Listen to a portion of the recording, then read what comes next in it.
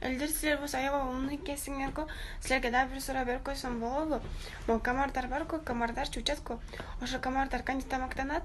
Алар болсо биздин каныбызды алып туруп соруп коюп, ичи толуп калат, анан курсагы тоюп калат, а.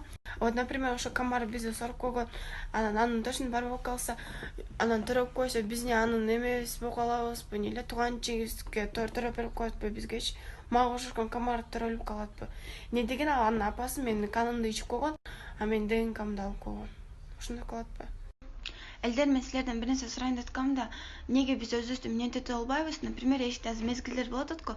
Мезгилдер болот атканда эшик болсо сапсары, жапжашыл, АППК болуп кала берет. А биз неге андай боло албайбыз? Мен, например, өзүм капкарамын да, анан бүт мезгилде мен капкара болуп эле жүрө берем. Мен, например, күзүндө болсо сапсары кыз болгум келет, а кышында болсо АППК кыз болгум келет. Неге биз өзүбүздү эмнентете албайбыз? Жашоо татаал. Балдар кыздар менен таанышканда кыздардан канча жигитиңер болгон деп сурабагыла. Потому что ал кыз 99 жигит менен сүйлөшсө дагы мен эки эле жигитим болгон, бирок ошону дагы бир өзү менен достойно сүйлөшкөнмүн. Өзү мен балдар менен көп деле сүйлөшө бербейм. Бабница кыздардан эмесмин деп шарт этип коет силерди. Өзү негизи запаста толтура баласы турат.